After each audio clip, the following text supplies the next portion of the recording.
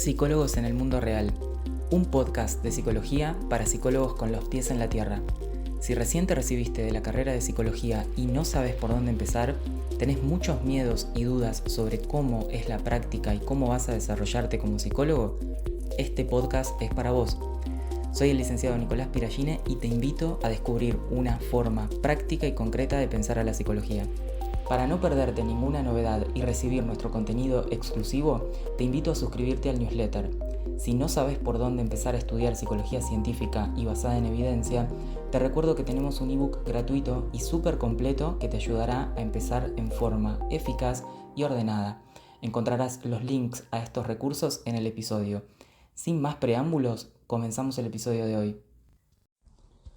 Bienvenidos al episodio número 27 de Psicólogos en el Mundo Real. Hoy vamos a estar hablando de la segunda parte del tratamiento sobre las preocupaciones excesivas o la también conocida ansiedad generalizada. Antes de meternos de lleno en el tema de hoy, te quiero contar que en el newsletter de hoy compartí otra herramienta de evaluación que complementa la que enviamos en el correo electrónico anterior y que te va a ayudar a hacer un diagnóstico diferencial entre los distintos problemas clínicos, sobre todo si estás encarando la cuestión desde la perspectiva del DCM, que muchas veces es difícil discernir bien si el paciente está o no en tal o cual diagnóstico. Ahí te compartí una herramienta especial que te va a servir para poder hacer ese diagnóstico diferencial. Así que revisa tu correo, que en el newsletter tenés esa herramienta. Y ahora sí, nosotros arrancamos con lo que es la segunda parte del tratamiento de la ansiedad generalizada y las preocupaciones excesivas propuesto por Dugas y Robichaud. Bueno, si recuerdan el episodio anterior, nosotros nos habíamos quedado que era en la importancia de que el paciente logre darse cuenta que se está preocupando y con ello que pueda distinguir las situaciones reales de las situaciones hipotéticas, es decir, los problemas actuales reales con los que está lidiando y las situaciones hipotéticas, aquellas situaciones que son fruto de la preocupación, que son creadas pero que no están ocurriendo realmente. El próximo paso del tratamiento, según estos autores, y que es muy relevante, es la importancia de poder detectar la relación que hay entre la intolerancia a la incertidumbre y las preocupaciones excesivas. El terapeuta le tiene que informar activamente al paciente sobre esta relación. Y acá muy atentos porque es posiblemente el punto clave de cómo entienden la preocupación Dugas y Robichaud. Y me parece que es algo de lo más importante que podemos entender como terapeutas. La preocupación, según ellos, es entendida como un intento de considerar todas las posibilidades eventuales en una situación futura. Todas las posibles eventualidades que pueden aparecer en una situación futura.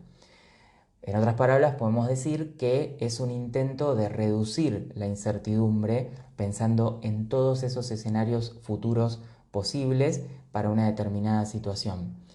Por lo tanto, lo que ellos asumen es, si un individuo se volvió tolerante a la incertidumbre, no va a poder preocuparse en exceso. Y esa es la idea de base que me parece relevante para un terapeuta y es la que quiero transmitir hoy. Entonces, lo próximo que debemos hacer en el tratamiento es informarle al paciente, es decir, seguir haciendo este trabajo de psicoeducación que nunca termina, digamos, acerca de la relación que hay entre la intolerancia a la incertidumbre y las preocupaciones en sí.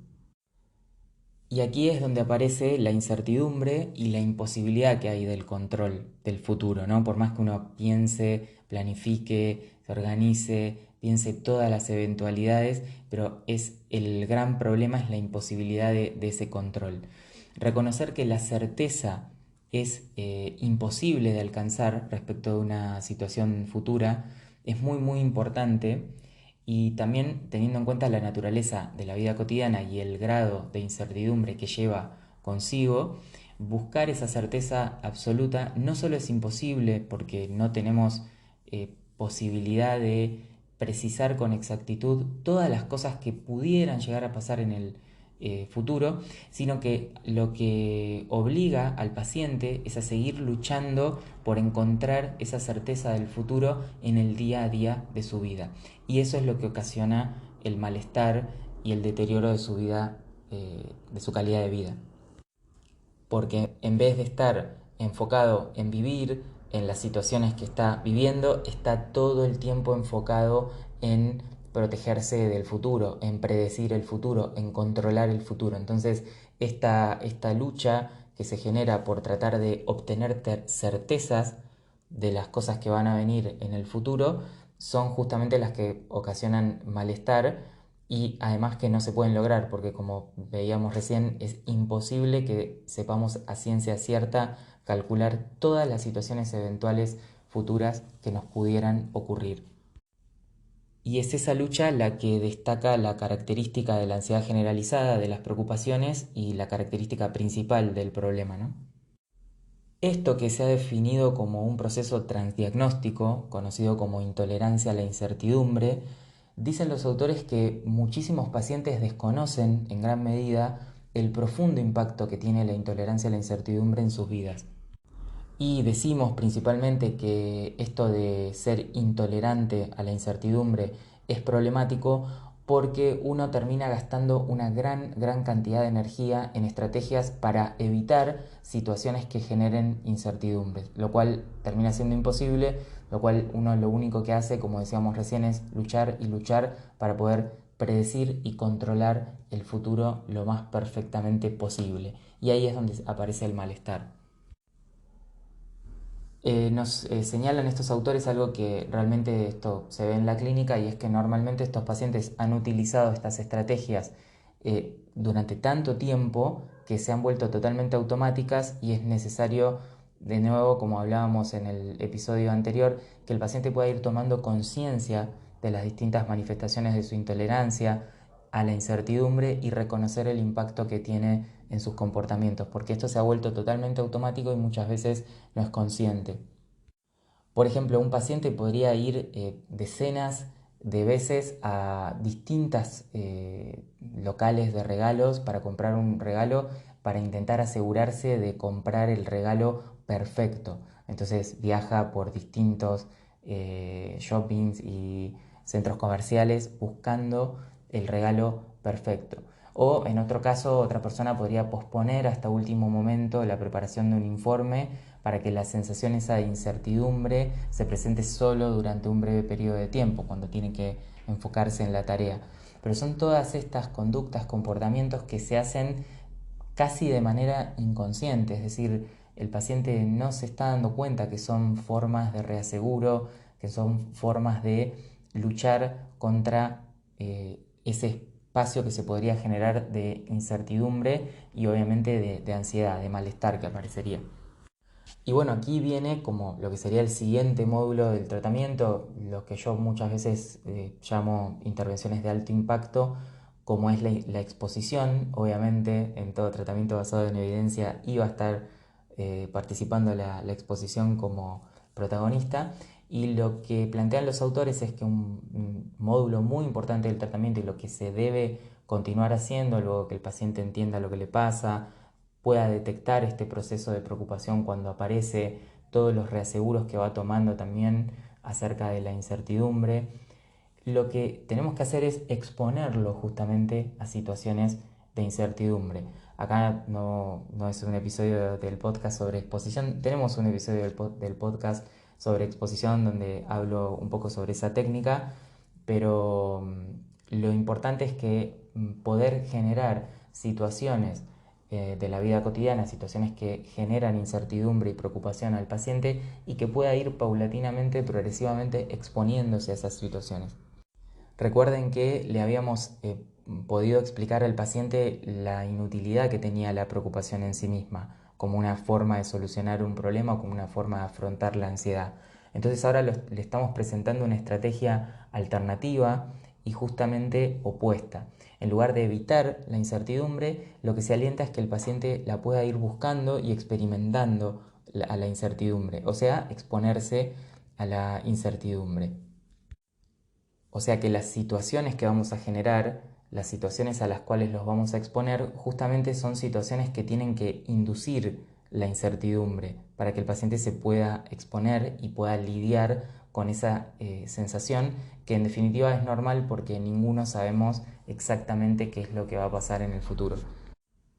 Entonces, este siguiente paso es muy importante y tiene que ver con poder diagramar, diseñar situaciones de exposición a la incertidumbre que permitan generar la ansiedad. Justamente vamos a afrontar esa experiencia de ansiedad, de incertidumbre que va a surgir y la hipótesis que tenemos es que las preocupaciones van a disminuir en la medida que el paciente pueda volverse más tolerante a la incertidumbre. Como última parte de todo lo que estamos trabajando acá sobre ansiedad generalizada, preocupación excesiva y demás, quería comentar cómo se abordan las preocupaciones hipotéticas. Vieron que una cosa que comúnmente nos pasa cuando estudiamos la preocupación desde una perspectiva clínica es preguntarnos cómo trabajar esos miedos improbables o inexistentes o que nunca han ocurrido y que tal vez nunca vayan a ocurrir, cómo intervenimos con lo que sabemos de eliminación de miedo, de exposición, de extinción de una respuesta de ansiedad en esos casos. Noten que en los casos de situaciones temidas hipotéticas que no están existiendo actualmente, no podemos aplicar resolución de problemas porque la situación temida no ha sucedido y es posible incluso que nunca suceda. Por lo tanto, cualquier intento de resolución de problemas sería improductivo y no se debe plantear el tratamiento desde ahí, cuando hay un problema de una situación hipotética, ¿no? Cuando hay un miedo que no está existiendo en la realidad misma.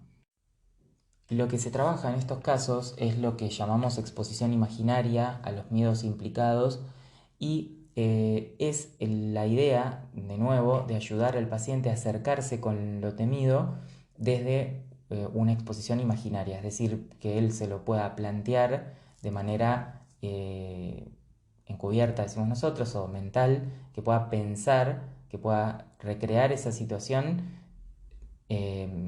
verbalmente, aunque no lo va a estar viviendo en la realidad porque es una situación justamente hipotética.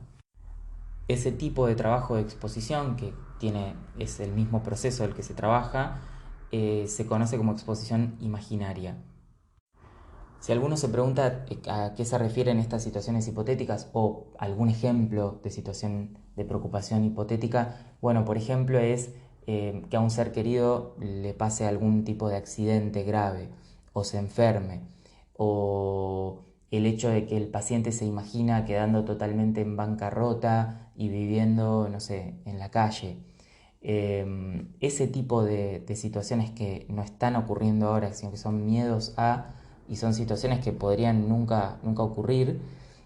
Un investigador que trabajó mucho con el tema de la exposición imaginaria en estos casos es Borkovec, que subrayó con mayor firmeza la cuestión de que la evitación cognitiva estaba muy presente en la ansiedad generalizada y en la rumia. O sea, la idea que tiene Borkovec es que las preocupaciones se ven reforzadas negativamente, es decir, el paciente siente alivio por la evitación de ciertas imágenes mentales amenazantes, como por ejemplo estas que les decía recién, ¿no? Que un ser querido eh, tenga un accidente o se enferme gravemente, o que el paciente quede en bancarrota, sin nada y viviendo en la calle.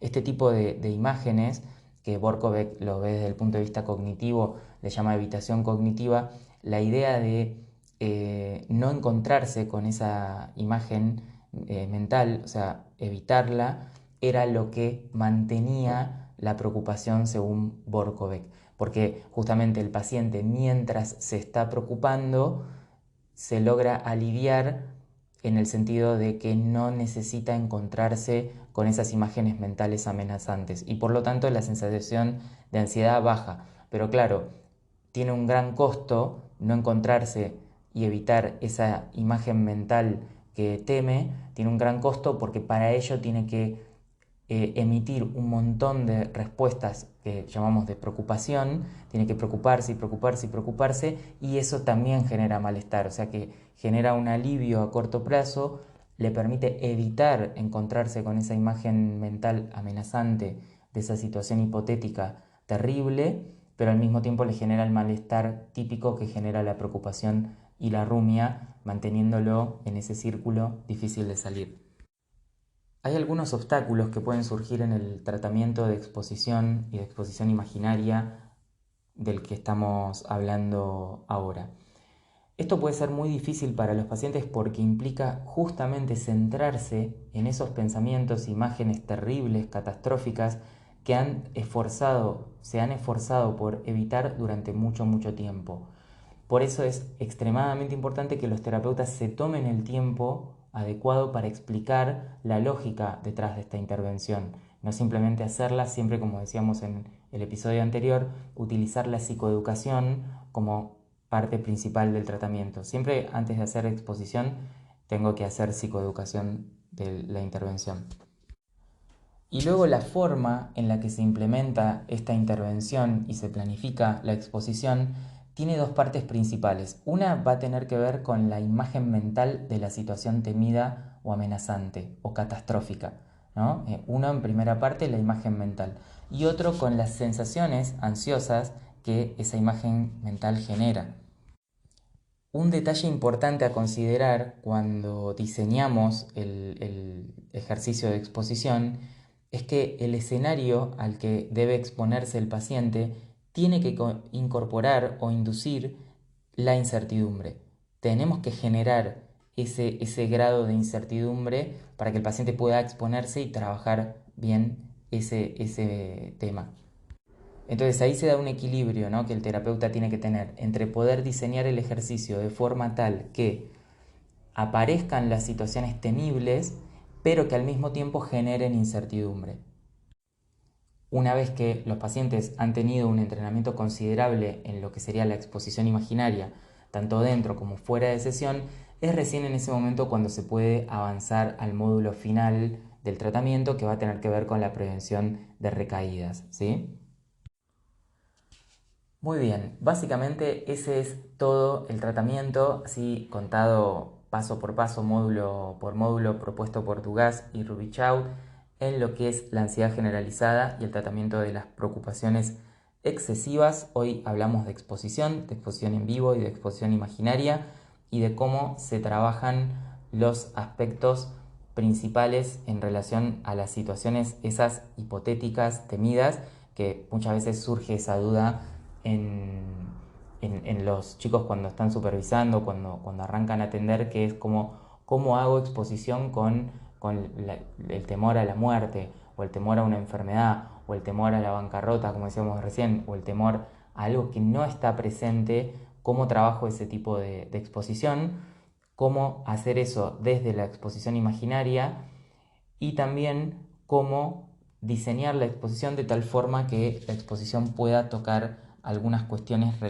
activar algunas cuestiones relacionadas con la incertidumbre. Y después va a venir el módulo de prevención de recaídas, ¿sí? Esto lo dejamos por ahí para más adelante porque me gustaría abordar, si a ustedes les interesa el tema, la preocupación y la rumia y la prevención sobre las recaídas desde la preocupación y la rumia como proceso. Me refiero a como proceso transdiagnóstico, más allá de que esté dentro de lo que en el DCM se conoce como trastorno de ansiedad generalizada. Hasta aquí llegamos por hoy, un episodio un poquitito más corto. Les cuento que, como les decía al comienzo del episodio, en el newsletter enviado el día de hoy, en el correo del lunes, van a encontrar un recurso clínico complementario, que es un cuadro para el diagnóstico diferencial, que les va a permitir diferenciar los distintos trastornos clínicos de lo que es la ansiedad generalizada. Si bien nosotros no trabajamos específicamente con el DCM y soy muy crítico al respecto, sé que a veces por trabajar en algún sistema de salud o por tener que emitir un informe o por el hecho de estar trabajando en algún equipo de salud, te lo pueden pedir y es importante que sepas hacer un diagnóstico diferencial con la mayor precisión posible. Y por otro lado, a veces te sirve y te orienta tener con mayor claridad un diagnóstico para orientarte hacia algunas intervenciones o hacia algunos tratamientos en vez de otros. Así que siempre le digo a mis alumnos que como complemento, la idea de pensar el diagnóstico desde el DSM tampoco es que está mal y hay que evitarla. Podemos tenerlo como un complemento a lo que va a ser la conceptualización del caso y el análisis funcional. Todas estas herramientas que te estoy compartiendo por el newsletter y que puedes agregar a tu caja de herramientas y que puedes utilizar con tus pacientes, siempre recordá hacerla de manera contextualizada dentro de la conceptualización del caso, dentro del análisis funcional adecuado de tu paciente y nunca de manera general, porque cada receta general debe adaptarse a la realidad única que es cada uno de nuestros pacientes. Así que mira el correo, te vas a encontrar con ese recurso clínico y espero que te haya gustado y hayas podido aprovechar estos episodios sobre ansiedad generalizada y tratamiento de las preocupaciones excesivas. Nos escuchamos en el próximo episodio. Chau, chau.